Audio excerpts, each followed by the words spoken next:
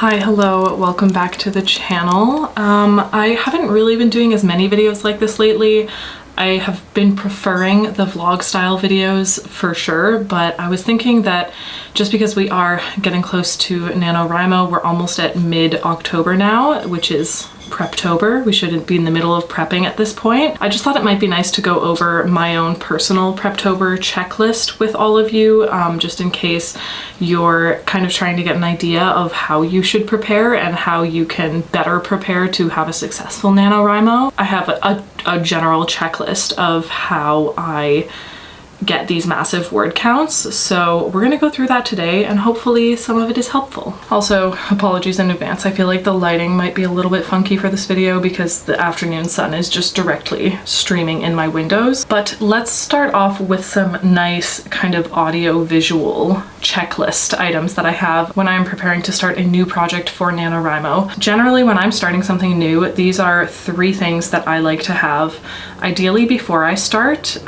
Usually I start building them and I start putting them together before I have started writing, and then they change a lot as I get through the drafting process. The first thing is a Pinterest board for visuals and kind of getting a good idea of what things in my world and in my story are going to look like, as well as getting character inspiration, writing prompts, kind of looking up what certain specific things look like if I don't really know how to describe them. I made a whole video about my Pinterest process and a little vlog kind of going through some of the things that I do when I am setting up a Pinterest board for a new project.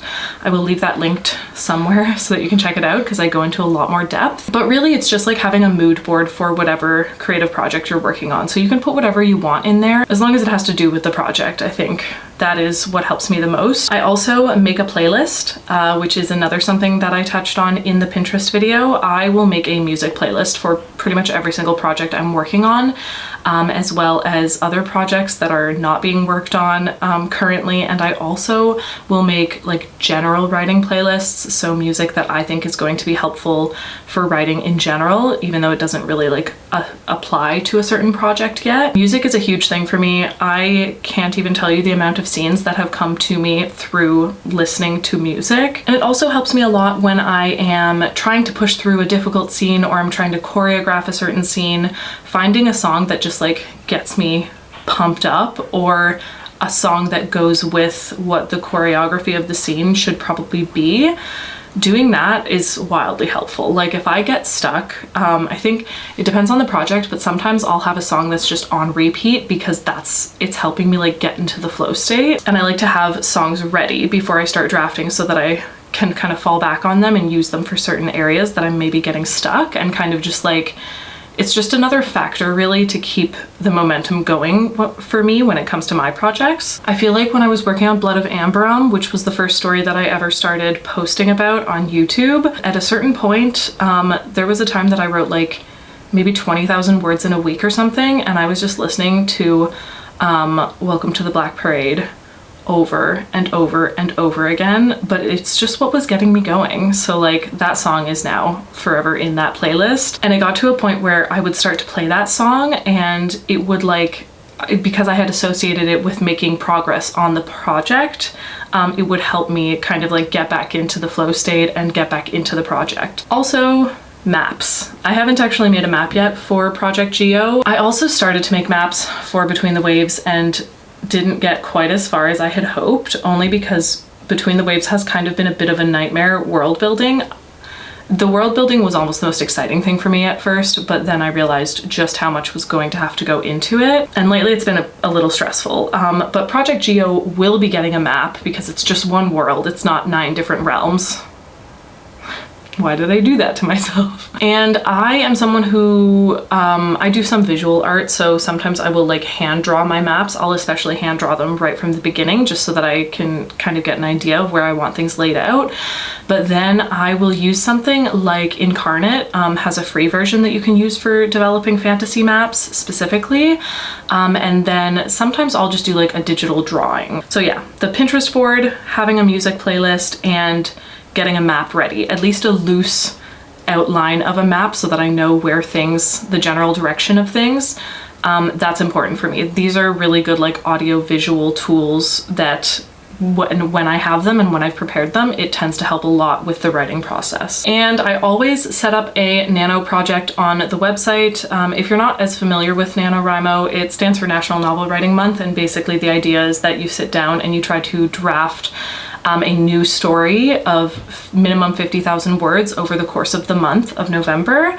And they have their own website. It's nanowrimo.org, I believe. I'll leave it linked down below. And they have like their own word trackers, lots of resources to kind of like get you started. They have their own preptober checklist as well, if you're interested in looking for more like backup to get you ready. But that's one of my first steps in October, or just before November, is to get my project actually set up on the NaNoWriMo website. And I will also usually post about it and see if anyone else is doing it, because you can add buddies on there to kind of like keep track and see what other people are doing and how much progress they're getting, which is motivational, I find. I also always make sure to add some sort of cover image, even if it's just like a Google image. It's just nice to like open up your NaNoWriMo project and see an image that represents the story that you're going to be working on. I find that very motivational, especially when I'm, 30,000 words deep and I don't want to write anymore for the month. Opening it up and seeing that it could be a real thing, I find very motivating. I will also prep a very loose outline. Some people, I think, go pretty hard with the outlining, especially before something like NaNoWriMo. And I don't necessarily think that's a bad idea, because when you're trying to write 50,000 words or over 1,500 words a day, to get that 50,000 words in a month, it's a lot, especially if you don't write regularly and this isn't a habit that you already have gotten into. And having a really well thought out, detailed outline can be very helpful to get you through the places during the month where you're a little bit stuck and you're having a bit of writer's block. I have tried with heavier outlines, and for me it totally depends on the project, but this year for my outline, I'm gonna have a very loose outline. I do like to discovery write a lot of scenes, so I don't want everything planned out, but there are also key points that I need to know what is going on at that point in the story, because it's really difficult to discovery draft if I don't know what's going on there. It's like difficult for me to discovery write these specific points and still have a coherent plot afterwards. So the main points that I like to have are the kind of when like the hero makes their decision, because usually there's a lot of like back and forth at that point. So I like to have that one sorted out, and I like to know how that's gonna go. Sometimes the inciting incident before that, but often my inciting incident changes a lot, or it's kind of like a multitude of things. So what's more important for me personally is knowing how the decision is made for the hero or the main character to actually begin on the journey, because I know that that's what I'm building up to, and I also know that that's what I'm coming away from as I get into Act 2. So I like to have the decision is made, the crossover from Act 1 into Act 2. I like to have the midpoint. It's just a really good plot point for me to have figured out, and when I don't have a midpoint figured out, everything goes off the rails. In the past I've kind of been like, oh, it's okay, I'll just figure out the midpoint when I get to it, I'll discovery write, it will be okay. But since then I've realized that the midpoint just is such an integral part of the story, because generally something has changed, the dynamics have changed, the stakes have been upped by quite a bit at that point, and it's kind of like, I don't know, for me, I see the midpoint as almost like a point of no return. Something happens to push the story forward to the point where the main character can't really go back anymore. So I like to have that one figured out, because otherwise it's another one of those things where I'm like, what am I building up to and what needs to happen afterwards?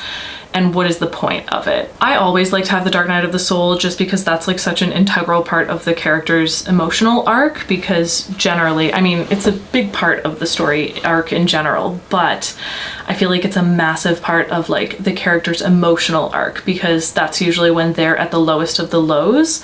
And that's usually, when they finally have moments of reflection on maybe how they could be different and how their own story needs to change internally.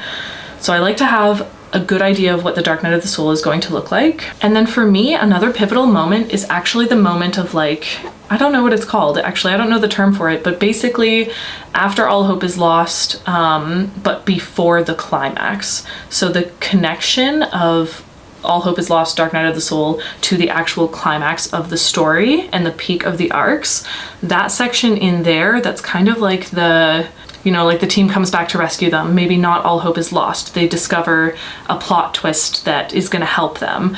That, I think it's because there's a massive emotional pivot during that space between Act 2 and Act 3, or at the end of Act 2, beginning of Act 3, because obviously that's when we go from the lowest of the lows to like having hope that there's still a chance that we can figure something out. And I think that because it's such a big emotional change for me, I need that part as well.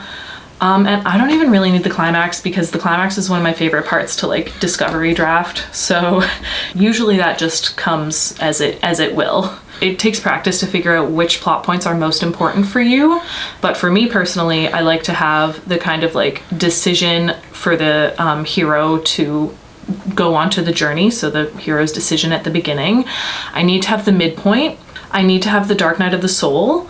And then I need to have the weird in-between place between the Dark Night of the Soul and the climax. I don't really know, I don't remember what it's called. I feel like there's a technical name that I'm forgetting. But as long as I have those 4 plot points, I have a really, really good idea of how the story needs to flow, and that makes things a lot easier. So even if you're a pantser, I would recommend, especially for something like NaNoWriMo where you don't have the time to like let the story simmer and then still hit that word goal if that's what you're going for, I would recommend having at least your top 3 most important points of the story figured out for you. So the top 3 plot pieces that you need to know and that play the biggest role for you, have those figured out, because if those are the biggest pieces for you and the most difficult to figure out, then once you have them figured out, you can pants the rest and you can discovery write and you can hope for the best, which is kind of what NaNoWriMo is about. I will also, so this will apply if you've actually had a story that you've been thinking about. I will also make a collective document of all of the scenes that have already come to me. Most stories that I decide to embark on happen because I got a scene in my head that is a story I want to tell, and then every once in a while I'll get another scene and I'll be like, oh, this goes in that story. And I collect them in my notebooks and on my laptop and on my phone. And when it comes time to actually write, I like to kind of make a collective document of scenes that have already sort of appeared to me and that I think need to be in the story. And I have a collection of those, and I generally don't know where they're gonna go yet, but once I start writing, that's a really helpful thing to have, because if I start writing and I'm getting writer's block, I can look at that list of scenes and be like, will one of these scenes, like they came to me, it feels like they should go in this story, will one of them work to fix the writer's block, or can I change one of them to get past the point that I'm currently stuck at? And I found that having a document full of possible scenes that have no place yet but could fit in the story, I find that super useful. It's almost like having your own writing prompts to go to when you get stuck, except they're writing prompts that are from you and you know that they fit with the themes of the story. And then I think my last item on my preptober checklist is that I like to make sure that I have like a collection of things to motivate me should I need it. So often that's like a book that I know I'll pick up if I get stuck, like a writing craft book or something that inspires me.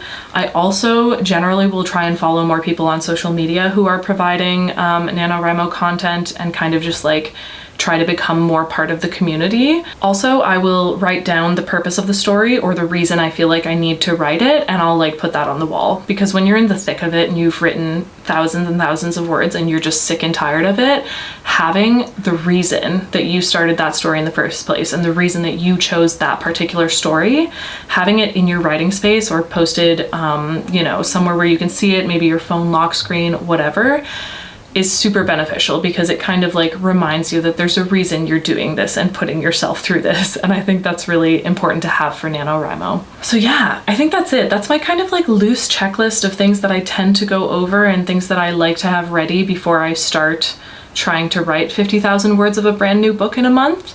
Hopefully you picked up some little bits and pieces from that that are going to work for you. If you are looking for more content from me, you can always check out my Patreon. It is listed down below. I wish you all the best of luck if you are participating in NaNoWriMo and just with your creative projects in general.